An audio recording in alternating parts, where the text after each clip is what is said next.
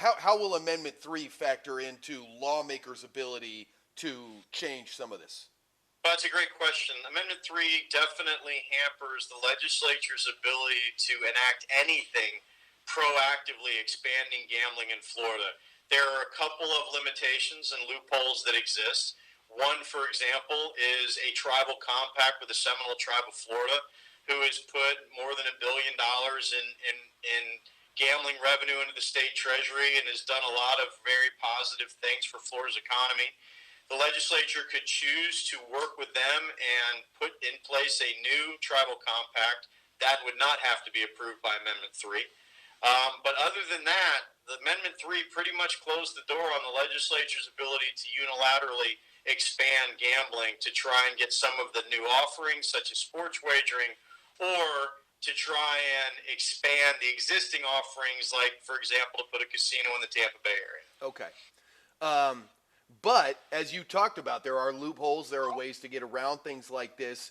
And if the legislature is able to agree to a new compact with the Seminole Tribe that does involve sports wagering, that could be a way to get around Amendment 3. Is that correct? That's correct. Amendment 3 has a specific exemption for tribal compacts, and if you were going to try to create a sports wagering framework, the first call that should be made by the policymakers to the Seminole Tribe and to see if something could be worked out with them where they are the apparatus through which the state expands into sports wagering. How much money is on the table here, for lack of a, better pun, I guess, how much money does the state of Florida stand to gain from the revenues that would come from this? Interesting. A lot of misinformation exists around the amount of money that the state can derive directly from sports wagering. Sports wagering does not generate a lot of direct tax revenue. If you think about what sports wagering is about, it's about two people that have differing views over the outcome of a sporting event. And so what a sports book tries to do is balance the risk on each side of the ledger.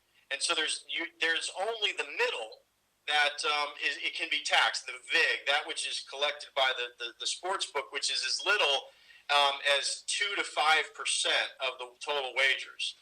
So if you were to tax that 2 to 5%, there's not a lot of money left over. However, there is a lot of money for the state of Florida in sports wagering indirectly. Sports wagering is a destination activity. If you look at the hotel room nights in Las Vegas, they spike significantly in the month of March. Why? Because of March Madness.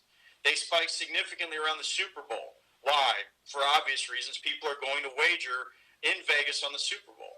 And Florida is uniquely positioned because it's a destination tourist state that you could add this amenity and we would be able to capture not just the tourists that we have coming to the state now, but also that recreational gambler that likes to travel from time to time and travel for sports wagering. And while they're also here, the benefit is hotel rooms, meals at restaurants, golf courses, etc.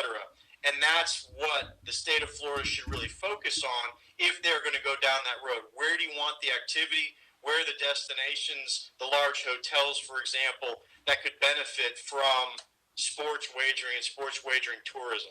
Now, when we were on the phone earlier, you had mentioned the AntiBrandes bill, as it were. Explain that to me a little bit, if you don't mind. Just I can do my own research, but give me your Cliff's Notes, if you don't mind. Sure. Cliff Notes version. Senator Brandes is always a very progressive thinker, always someone to embrace a disruptor, always somebody that tries to get new industries to come to Florida. He's filed a piece of legislation to allow the Florida Lottery to create a sports wagering platform. There is an argument that the Florida Lottery would be able to implement sports wagering without the need for a referendum under Amendment 3. On the House side, Representative Will Robinson has decided that it has a different view. He does not want the lottery to implement.